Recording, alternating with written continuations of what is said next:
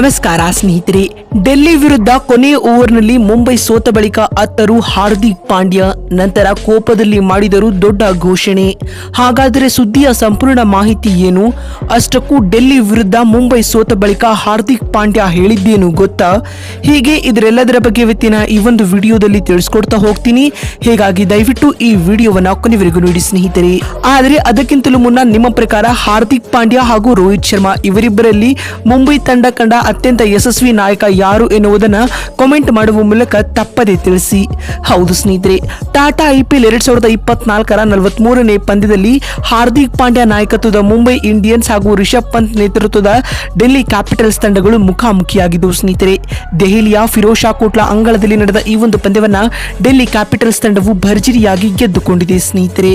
ಹೌದು, ಈ ಒಂದು ಪಂದ್ಯದಲ್ಲಿ ಟಾಸ್ ಸೋತು ಮೊದಲು ಬ್ಯಾಟಿಂಗ್ ಮಾಡಿದ ಡೆಲ್ಲಿ ಕ್ಯಾಪಿಟಲ್ಸ್ ತಂಡವು ನಿಗದಿತ 20 ಓವರ್ಗಳಲ್ಲಿ ಕೇವಲ 4 ವಿಕೆಟ್ ಕಳೆದುಕೊಂಡು 257 ರನ್ ಕಲೆ ಹಾಕಿತು. ತಂಡದ ಪರ ಜಾಕ್ ಫ್ರೆಸ್ಸರ್ ಅವರು ಕೇವಲ 27 ಎಸೆತಗಳನ್ನು ಎದುರಿಸಿ 84 ರನ್ ಬಾರಿಸಿ ಮಿಂಚಿದರೆ ಶಾಯ್ ಹೋಪ್ ರವರು 41 ರನ್ಗಳ ಕೊಡುಗೆ ನೀಡಿದರು. ಇನ್ನು ಕೊನೆಯಲ್ಲಿ ಬಂದ ಟ್ರಿಸ್ಟನ್ ಸ್ಟೆಪ್ಸ್ ರವರು ಕೇವಲ 25 ಎಸೆತಗಳನ್ನು ಎದುರಿಸಿ 2 ಸಿಕ್ಸರ್ ಹಾಗೂ 6 ಫೋರ್ಗಳೊಂದಿಗೆ ಅಜೇಯ 48 ರನ್ ಬಾರಿಸಿ ತಂಡದ ಮೊತ್ತವನ್ನು 250ರ ಗಡಿ ದಾಟಿಸಿದರು.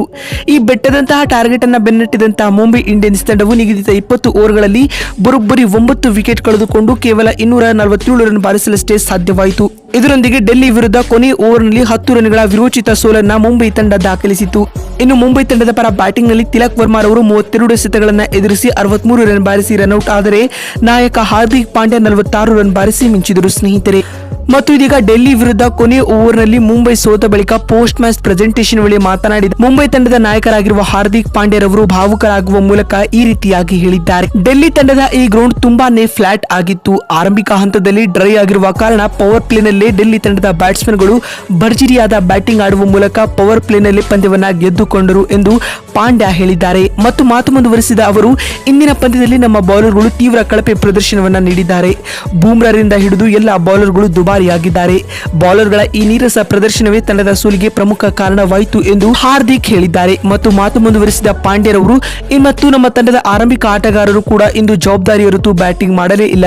ರೋಹಿತ್ ಹಾಗೂ ಇಶಾನ್ ಕಿಶನ್ ಅವರು ಪವರ್ ಪ್ಲೇನಲ್ಲಿ ಉತ್ತಮವಾದ ಜೊತೆ ಆಟವನ್ನ ನಿರ್ವಹಿಸಿದ್ದೇ ಆದಿದ್ದಲ್ಲಿ ಪಂದ್ಯದ ಫಲಿತಾಂಶ ಬೇರೆನೇ ಆಗಿರುತ್ತಿತ್ತು ಎಂದು ಹೇಳುವ ಮೂಲಕ ಸ್ಫೋಟಕ ಹೇಳಿಕೆಯನ್ನ ಪಾಂಡ್ಯ ನೀಡಿದ್ದಾರೆ ಸ್ನೇಹಿತರೆ. ನೋಡಿದ್ರಲ್ಲ ಸ್ನೇಹಿತರೆ, ಡೆಲ್ಲಿ ವಿರುದ್ಧ ಮುಂಬೈ ಸೋತ ಬಳಿಕ ಹಾರ್ದಿಕ್ ಹೇಳಿದ್ದೇನು ಅಂತ ತಿಳಿಸಿಕೊಡುವ ನಮ್ಮ ಈ ಪ್ರಯತ್ನ ನಿಮಗೆ ಇಷ್ಟವಾಗಿದ್ದಲ್ಲಿ ತಪ್ಪದೆ ಈ ಕೂಡಲೇ ಈ ವಿಡಿಯೋಗೊಂದು ಲೈಕ್ ಮಾಡಿ. ವಿಡಿಯೋವನ್ನ ಇಲ್ಲಿವರೆಗೂ ನೋಡಿದ್ದಕ್ಕಾಗಿ ಧನ್ಯವಾದಗಳು.